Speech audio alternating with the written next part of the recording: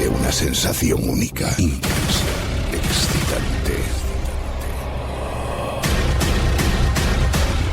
Mundo. Saludos a todos, soy Alba Lovera, directora de Mundo Viperino, emitiendo con ilusión desde Mundo Insólito Radio. Arropada por la calidez que me brindan mis compañeros de equipo y con la seguridad que proporciona una investigación rigurosa, se da comienzo a un programa tan real como la vida misma. Al fin y al cabo, no hay nada más aterrador que la verdad. Nada más aterrador que vivir algo real. Incluso lo falso es real, en parte, porque sería auténtica la mentira a la que atendemos. Esto es muy relativo y muchos de ustedes discreparán, por supuesto, y con razones. Otra cosa es nuestra perspectiva. No es lo mismo mentir que relatar algo que es incierto pero que nosotros consideramos verdad. Siempre decimos desde aquí que la mayor batalla está en nuestras mentes y es lógico, puesto que antes de actuar conviene sopesar todos los puntos que caracterizan unas circunstancias. En función de lo que percibimos, de lo que sintamos también, actuaremos de un modo u otro, pero es difícil luchar con nosotros mismos. A veces nuestras emociones nos ganan, nos desbordan. Y es totalmente comprensible, ya que somos humanos, somos personas de carne y hueso y con ello imperfectos. No tenemos que culparnos constantemente por cometer fallos, pero sí es aconsejable detectarlos, hacer un examen de conciencia y corregirnos. Utilizar el pasado para aprender. Rescatar recuerdos para ponernos en la piel de los demás. Muchas veces se nos incentiva a fustigarnos con lo que hemos hecho. Hay sentimientos que tardan mucho en superarse y a veces hay cosas que no se superan, simplemente se encajan. Ya continuando con las generalizaciones, no habría una emoción o situación más fuerte que otra si la persona es reconocida como víctima y en realidad le afecta en su vida diaria, puesto que se le estaría, si no, invalidando sus emociones, y eso tampoco sería justo. Pero como decíamos, a veces nuestras emociones o creencias nos empujan a pensar algo en concreto, y como tal, actuar en consecuencia. Otras veces nos quedamos anulados, paralizados, bloqueados, sin saber qué hacer o qué decir, en shock. Nos encanta decir que somos una sociedad moderna y tolerante. Hay anuncios que visibilizan situaciones delicadas y un método para superarlas con éxito, como sería el acoso escolar, los trastornos alimenticios o el maltrato, bien sea hacia los niños o entre gente adulta. Sin embargo, parece que los casos continúan aumentando lamentablemente y cada vez son más las personas abusadas o infelices consigo mismas o con el mundo que les rodea. La compra de la felicidad se ha popularizado hoy más que nunca. Para eso existen los medios de comunicación. No todos, claro está, hay medios y medios, pero siempre acaba destacando o nos acaba llegando el prototipo de perfección o éxito absoluto. En el caso de las personas, se ha de cumplir un rol físico y mental. El sujeto en cuestión debe ser musculoso o delgado, según el sexo, siempre positivo, con relativa comodidad económica, mucha creatividad, ingenio, y en el caso de haber formado una familia, tener niños obedientes, con cierta picardía, responsables y resueltos. Nadie muestra las penurias económicas de mucha gente, los jóvenes que se encuentran deprimidos o los ancianos que mueren en soledad. ¿Cómo hay madres o padres que crían a sus hijos solos y se quitan de su plato de comida para cederlo a los niños? Gente enferma, con tuberculosis, metástasis, trastornos, dependientes, con disputas familiares, eso no vende. Eso se considera algo malo, que hay que ocultar, que si se sufre no se es tan bueno como los demás. Se utiliza para convertir en carnaza la otra cara de ser humano. Sí, el dolor es necesario para aprender a apreciar más aún la serenidad y la alegría, pero hay muchas formas de enfocarla. Por otro lado, hemos aprendido a fingir, a sonreír cuando estamos vacíos por dentro, a llevar en secreto los proyectos que nos ilusionan y a sobrellevar las crisis. nos saboteamos, también pretendemos dirigir la vida del prójimo, nos tomamos el lujo de opinar de otros y de juzgar. Ocurre algo parecido con los éxitos ajenos. Hay quien odia la constancia de otros. Los ven trabajar en algo y les molesta. ¿Y saben por qué? Por la ilusión que le ponen. O porque empiezan a pensar lo que pueden conseguir si estos se esmeran. Y anhelan esa oportunidad. Nos limitamos a creer que lo nuestro no es válido o que si nos molestamos en algo automáticamente debe salir bien. En absoluto. ¿Estamos preparados para aceptar un fracaso? ¿Nos culpamos cuando se nos tuercen los planes? A veces no siempre depende de nosotros todo. Y hay quien solo contempla los frutos, pero no se fijan en lo que ha costado sembrarlos o incluso conseguir esas semillas. Ocurre algo parecido con el miedo. Hay quien realiza algo y se le ve feliz, calmado y seguro de sí mismo. Pero quizá por dentro está sumido en un constante nerviosismo, ansiedad incluso. Pelea con su propia mente, pues solo se centra en lo negativo y en lo que podría salir mal, pero aún así continúa adelante. O se da cuenta de lo que ha emprendido no es lo que esperaba y busca una forma de dejarlo con elegancia. Que alguien no sepa lo que es enfrentarse a nuevos retos no significa que usted deba abandonarse o dejar que le afecten en demasía las opiniones externas. Pero como ya hemos comentado antes, no somos perfectos y en ocasiones las emociones se hacen de notar y nos invaden e incluso se contagian. Por ejemplo, la histeria. La histeria colectiva es un fenómeno psicológico que se produce en varios miembros de una comunidad de manera más o menos simultánea. Se trata de un caso de ataque de nerviosismo o de ansiedad que recibe el nombre de enfermedad psicogénica de masas. Puede recordarnos a la sugestión, la cual entra ya en la categoría comunicativa. De hecho, en términos literales, se conoce como sugestión al proceso psicológico que permite una manipulación mental hacia otras personas a través de ciertas técnicas, por medio de más gente, por ejemplo, del periodismo, de la publicidad, o a través de otro tipo de agentes, como la música o los libros. Todas estas cosas son factores que tienen la capacidad de orientar o conducir ideas. Es cierto, les reconozco que la sugestión siempre se ha asociado con la hipnosis, pero no es estrictamente necesaria. Por ejemplo, la publicidad. Sobre todo la que se expone desde o de parte de los medios de comunicación. Ha sido siempre acusada de manipular nuestro comportamiento para conseguir sus propios beneficios. Abro un pequeño paréntesis antes de que se me olvide para subrayar que somos conscientes de que existe un extenso debate acerca de si la hipnosis o el estado hipnótico es un estado real de trance o si, en cambio, la alteración del comportamiento se explica a través de factores o condicionantes motivacionales como la actitud o las expectativas de la persona. Aunque durante muchos años estas técnicas han sido altamente cuestionadas, en los últimos años se está observando un incremento progresivo de su uso en contextos clínicos y de la salud, tanto física como psicológica. El motivo principal por el que desde los inicios se ha dudado mucho de tales procedimientos es porque han sido representados como una práctica casi mágica. El entendido contaba con más aspecto de mago o de hechicero que de profesional en psicología, y supuestamente ejercía una serie de embrujos sobre el otro que le llevaban a comportarse de manera extraña, excéntrica. Esto a grandes rasgos, por supuesto.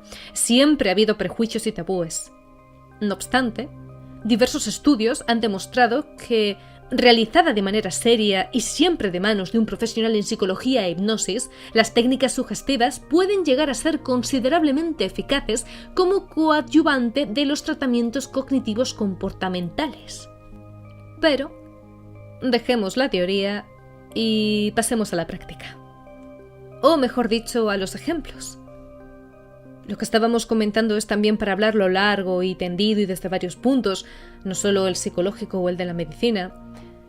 Estoy recordando ahora mismo una entrevista que realicé a una persona que había estudiado la noesiterapia. Bueno, esto lo dejamos aparte. La sugestión, en forma de histeria colectiva, ha ocurrido varias veces a lo largo de la historia. Pasó con la Coca-Cola, por nombrar un suceso relativamente reciente. A comienzos de 1999, en Bélgica, la población estaba sumida en un problema de salud provocado por una sustancia llamada dioxina. Me remito a las pesquisas de artículos de cadenas oficiales, luego haré algunos matices. Bien, este comportamiento tóxico se había colado en la cadena trófica y el alimento para animales se contaminó. Las autoridades tuvieron que retirar de todos los comercios todos los productos lácteos y cárnicos originados en Bélgica. Fue el mayor problema de salud alimentaria de la historia del país. Les cuento esto para situarnos en contexto. Tiempo después, una decena de niños de un colegio comenzaron a presentar síntomas de una enfermedad estomacal, cayendo gravemente enfermos.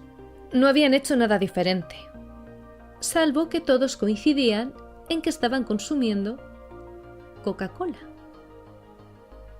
A su vez, todos relataban que la bebida tenía un olor extraño. Claro, dada la situación que el país vivía, las autoridades decidieron prohibir la venta de todas las bebidas de la marca. Otros países europeos aplicaron las mismas restricciones, corrió como la pólvora. Parece ser que la situación de estrés que se vivía en Bélgica indujo a estos jóvenes a mostrar estos síntomas, los cuales no provenían de una enfermedad real, según dicen, un caso de histeria colectiva. Tras lo sucedido, y una vez que se confirmó que la bebida era completamente segura, completamente segura, la marca declaró que probablemente el uso de otro tipo de dióxido de carbono utilizado para la confección del producto produjo ese olor diferente, pero sin ningún impacto para la salud. En definitiva, el diagnóstico de los expertos es que padecían un desorden inusual y alarmante llamado enfermedad sociogénica masiva. Imaginen la situación. El gobierno belga, por su parte, abrió una línea telefónica para denunciar casos y comenzó una investigación. De forma preventiva prohibió la venta de bebidas de Coca-Cola, incluyendo no solo esa gaseosa, sino otras de la popular marca. En Francia, Países Bajos, Luxemburgo y otras zonas de Europa también comenzaron a retirar esos refrescos de los estantes de supermercados.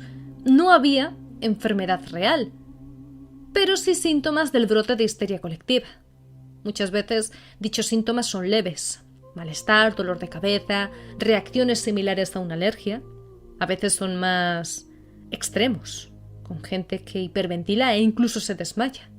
¿A qué se debía semejante histeria colectiva? Al previo escándalo que había sacudido al país, dejando bloqueados a médicos, políticos, comerciantes, fabricantes, hosteleros, empresarios, a todos. Incluso se detuvo la producción de chocolate, tan importante allí. La dioxina, que puede causar cáncer y defectos de nacimiento, estaba en el aceite de motor de algunas maquinarias también, que de alguna forma se mezcló con el alimento para animales. Miles de vacas, cerdos, pollos y la leche y huevos que producen podrían haber sido contaminados, y ante la imposibilidad de rastrear todos los casos de contaminación, Europa prohibió la carne y los productos lácteos originados en Bélgica. Este escándalo generó desconfianza en los alimentos, especialmente cuando se reveló que algunos ministros ya sabían de la contaminación 3 meses antes de que se hiciera pública y se alertara a la ciudadanía. Este suceso golpeó a Coca-Cola, aunque la compañía se recuperó rápidamente una vez que se aclaró que sus bebidas eran seguras. Todo el mundo sabe que la Coca-Cola es inofensiva e incluso muy nutritiva. Bueno, eso empezó a decir la ciencia cuando la marca le cedió una suculenta suma de dinero. Ya ni se esconden. Ya lo desarrollamos en el mundo viperino, pero ese no es el tema. Como decía, la confianza del público también retornó velozmente gracias a una efectiva campaña de marketing. Cada familia belga recibió un cupón que podía intercambiar por una botellita de Coca-Cola. Y en poco tiempo las ventas volvieron a la normalidad. No había pasado nada.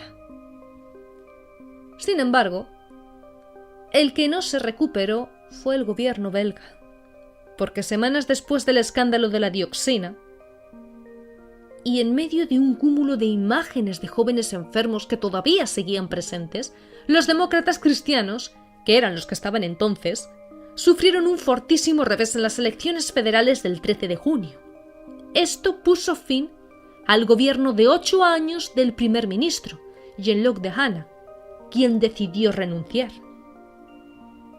Así concluyó el dominio de casi medio siglo de los demócratas cristianos en Bélgica. Un año después, el gobernante Partido Verde, que nunca había estado en el poder, creó la Agencia Federal para la Seguridad de la Cadena Alimentaria, FASFC. Qué cosas, ¿verdad? Como un suceso tan natural, como sería un caso de histeria colectiva, cambia el curso de un paradigma. Bueno, es indudable que las emociones fueron un factor clave aquí. Acción-reacción, lo llaman.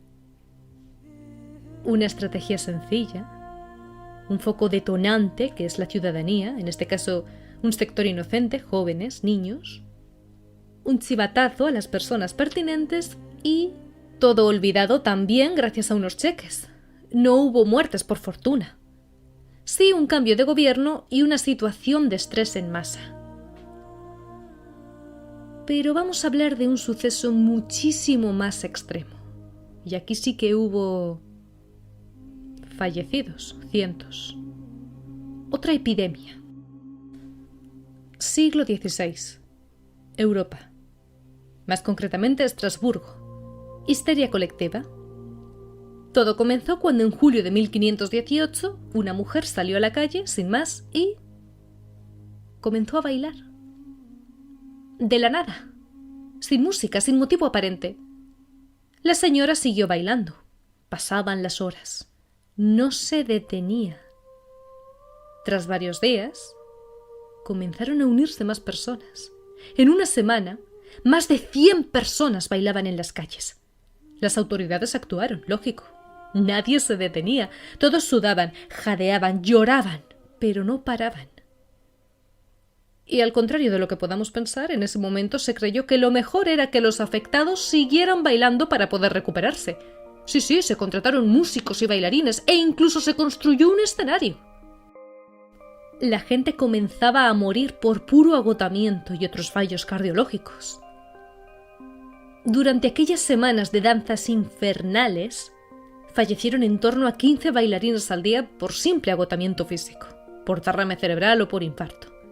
Las víctimas no podían dejar de bailar, retorciéndose de dolor mientras suplicaban que los detuvieran, pero cualquier intento fue en vano.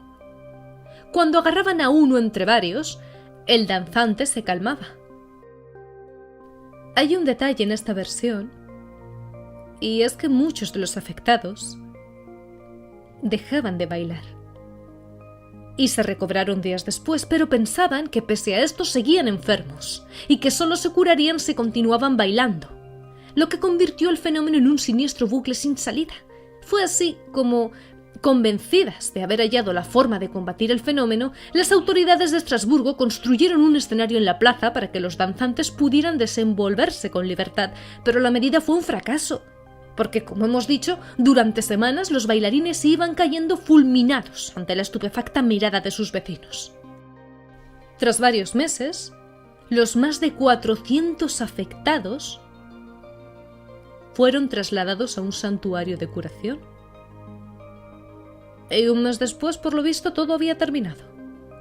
Se argumenta que la razón más plausible por la que esta histeria pudo surgir era la presión a la que los ciudadanos estaban sometidos por las condiciones de hambruna, enfermedades y desesperación. Pero siempre hay más información al respecto y otra forma de ver las cosas. ¿Cuál fue la causa de aquel extraño fenómeno?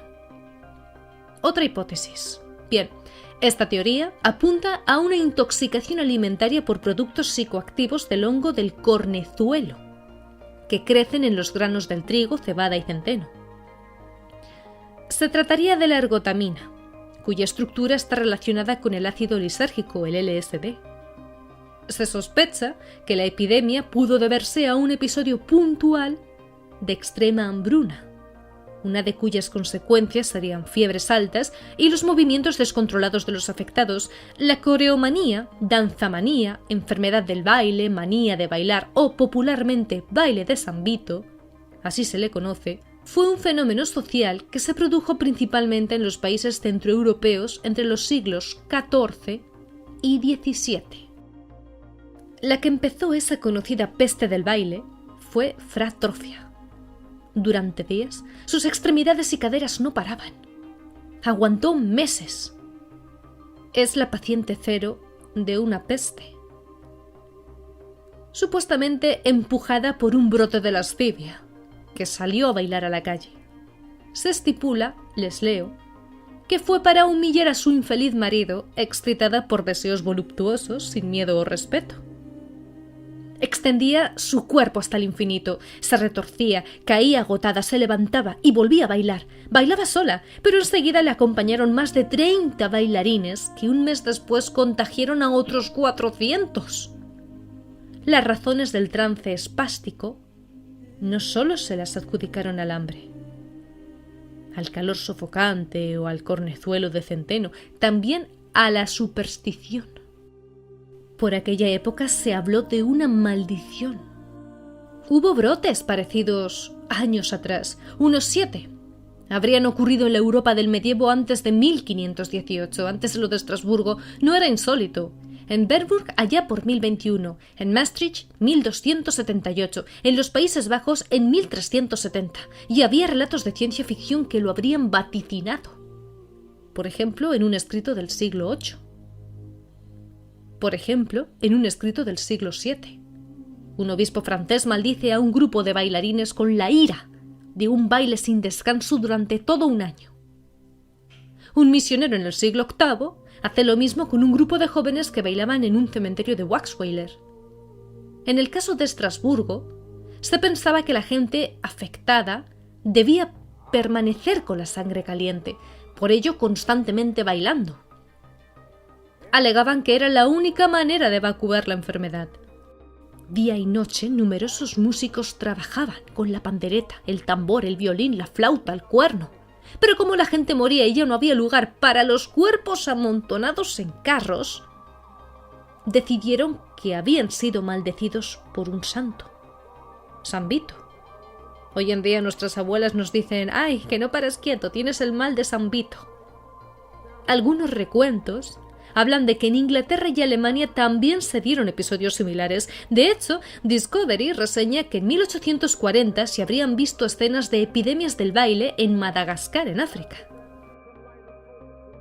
La periodista Marisa Vigliano nos comparte que la explicación que propone John Wheeler en su libro sobre la coreografía histérica de 1518 es etnológica y habla de un invento que las sociedades crearon para resistir, para racionalizar el curso de los acontecimientos y para encontrar una respuesta en medio de la patología de la desesperación y el terror religioso.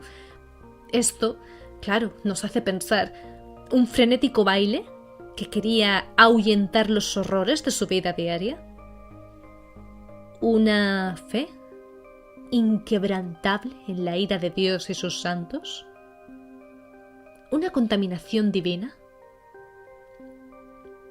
Dicen que Fra Trofia murió bailando, pero también comentan que fue curada en el santuario de San Vito, donde los sacerdotes ponían a los coreómanos, que se agitaban como peces recién salidos del agua, debajo de una madera tallada con la imagen del santo. Hemos hablado del cornezuelo y cómo sus propiedades similares al LSD habrían demostrado la incidencia en aquel verano de 1518, pero eso, por lo que dijo John Wheeler, doctor en Historia y Filosofía de la Ciencia a Discovery, en 2008 no sería muy convincente, pues los efectos del también llamado ergot no pueden sustentar movimientos coordinados que duran días. Él explicó que los enfermos no solo estaban temblando o convulsionando, que aunque se encontraban en trance, sus brazos y piernas se movían como si estuvieran bailando a propósito.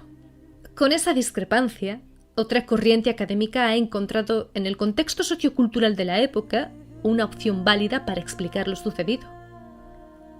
En principio, los efectos de las fuertes oleadas invernales habrían desatado esas graves hambrunas que dinamitaron el bienestar de la población.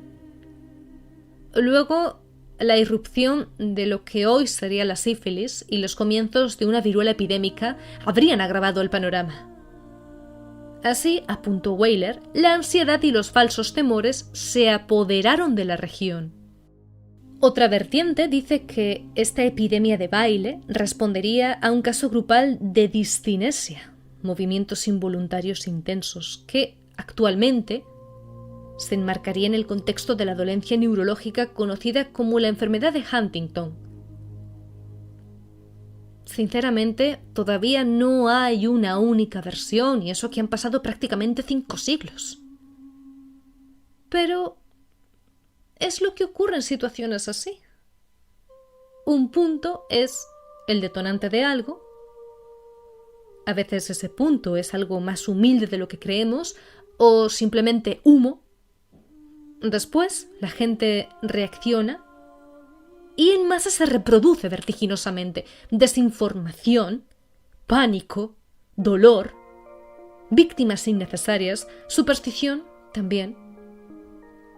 Para que algunas veces no sepamos cómo mejorar o qué ha ocurrido en realidad.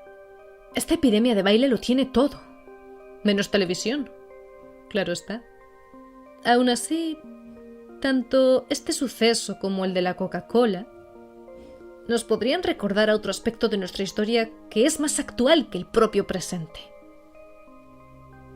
El miedo, el desconocimiento, la carencia de unión son 3 armas muy poderosas que generan nuestra destrucción como sociedad y como individuos, y tanto el pánico como la ignorancia son contagiosas también, y el odio.